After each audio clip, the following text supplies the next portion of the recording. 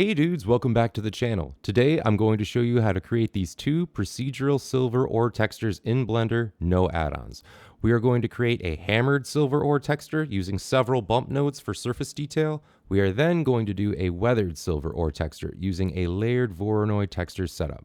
Before we jump into everything, consider hitting the like and subscribe button. It really helps the channel out.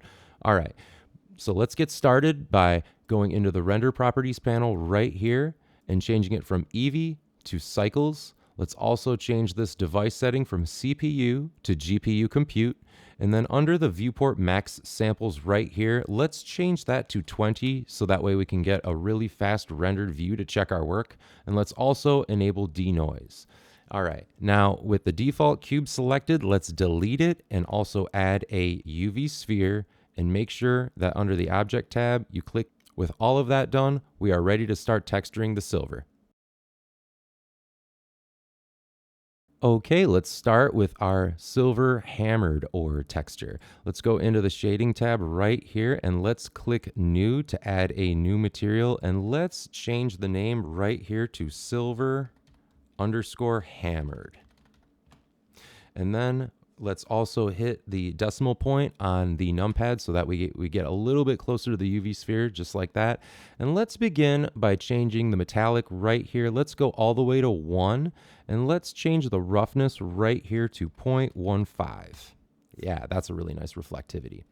Anyway, we want to start off by adding a Voronoi texture. And let's then add a color ramp. And connect the distance of the Voronoi texture to the factor right here, and then connect the color right to the base color of the principal BSDF. And then what we're going to do is we're going to just change this color, this black color right here. Let's get this to be a little bit more of a medium gray. I'm thinking somewhere along this range, just a little bit above halfway. I'd say, no, let's go right about here. Let's go halfway, actually. Right there sounds perfect. And then let's drag this right here. And then let's click this to add a new color stop. And then I also want to make sure that this is pure white. Just a little bit under pure white, actually. Yeah, there we go. And let's drag this all the way to the left. Then, with our Voronoi texture selected, let's just change the feature output right here from F1 to distance to edge. And as you can see, it kind of gives us that veining look. So let's just select the Voronoi texture and hold down Control and press T to bring up the texture coordinate and mapping node right here. And then let's connect the object right here to the vector, and it just makes the texture a little bit more dispersed and evenly tailored. So what I want to do now is I want to increase the scale of this one. I want to increase the scale to about 15, so it really becomes a lot more dense. And let's increase the detail to 15, so it just has a lot more of that extra surface action going on. So, all right, now what we can do here is I want to duplicate this color ramp and bring it down here. And I'm going to bring these a little bit further along over here so that way everything's just a bit more organized. And what I want to do is add a mix color node, and I want to get ready to join this color ramp together, because if I start messing around with textures in here, you really won't see anything. So now what I want to do with that connected, I want to add a wave texture right here. And I'm going to connect the color right here to the factor. And as you can see, it creates the circle waves effect, and it doesn't quite look right. So what we're going to do to fix that is we're going to add a noise texture. I'm going to drop that right here, and I'm going to connect the factor right here to the scale. And as you can see, it definitely changes the characteristics of that wave texture. It makes it much more random. It combines essentially the wave and the noise texture into one. So what I'm going to do now is I'm going to increase the detail on the wave texture all the way to 15. And I'm going to change the scale to the noise texture. I'm going to change that to 8.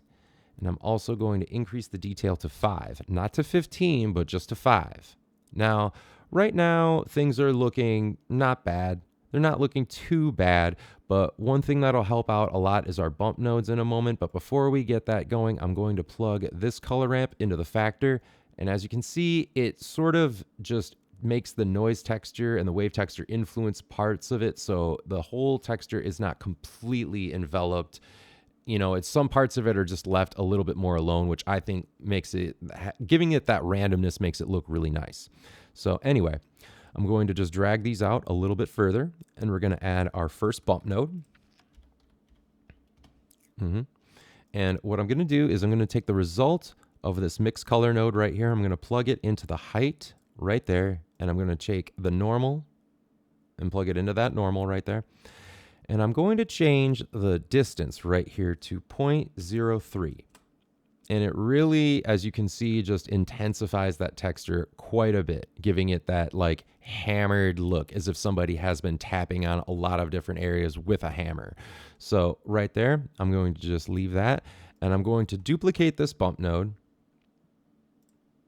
and I'm going to take this color data from the secondary color ramp. I'm going to plug that into the height right there. And you can definitely see that it is influenced by both bump nodes. And I think that looks quite nice. Let's pop into rendered view so we can look at it a little bit better. Yeah, that is looking all right. I think that looks pretty good as far as a hammered silver texture goes. Once you start like checking it out a little bit more, you can definitely just see that it has like those characteristics to it.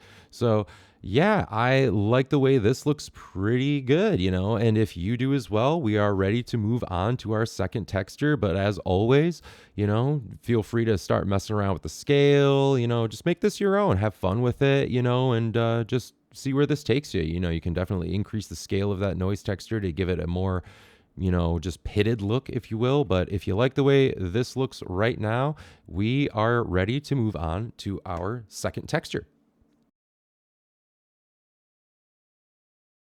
All right, let's begin with our weathered silver ore texture. What I'm going to do is add a new UV sphere, and I'm going to move that on the x-axis right here. I'm going to get a little bit of a better view.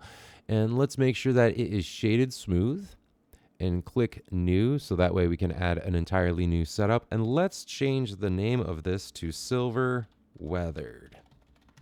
There we go.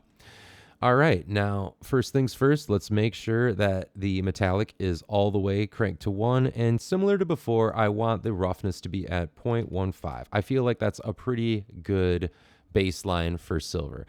I'm also now going to add a plane, just a regular plane, so that way it just cancels out some of that background gray, so it doesn't look like our textures are sitting in just pure void space. That's kind of weird. So anyway, now what we want to do is, like before, let's add a Voronoi texture. And let's drop that right about there. And let's add our color ramp. And I want this black color stop. Let's just give that let's make that a very light gray. And I mean an extremely light gray. Like right about there looks pretty good. Good. All right, now I want to connect the distance of the Voronoi texture to the factor and the color of the color ramp to the base color of the principal BSDF.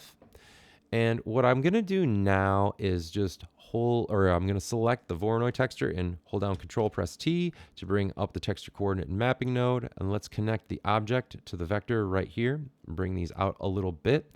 And let's change the dimensions to 4D and the feature output from F1 to distance to edge.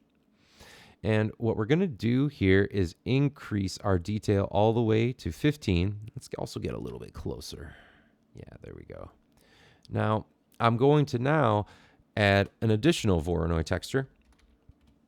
I'm going to drop that right here, and I'm going to connect the distance to the scale right there.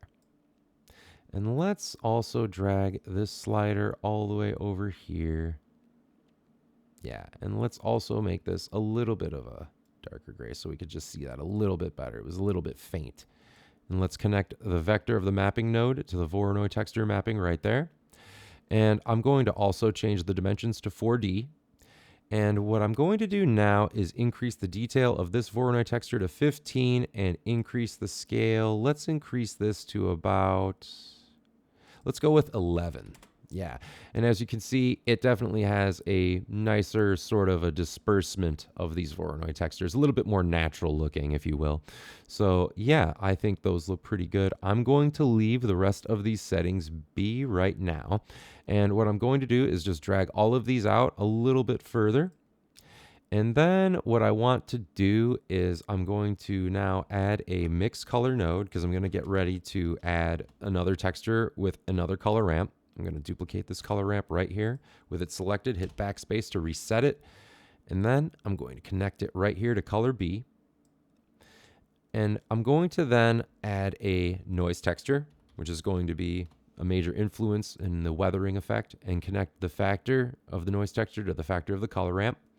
And let's bring this color stop to right about here where it's aligned about with the R. And let's bring this white color step right there-ish. And let's just add another one. And I want this one to be very close to where it's almost touching the black. Yeah, there we go. Perfect. Then I'm going to just increase the detail to 15 because we want these textures to be very detailed. And let's start increasing that scale. I'm going to go with a flat 40. Yeah, that looks quite nice to me. I like the way that looks. So yeah, that is how we're going to start it off with that. But we want to add more bump nodes right here so that way we can get more of that detail. Now, we're not going to connect like before. We're not going to connect the result of the mixed color node right here. We want to take this color right here, the very first color ramp, the top color ramp right here. We'll plug that into the height, and then we're going to plug that normal into the normal of the principal BSDF. And then let's increase the distance to 0.015.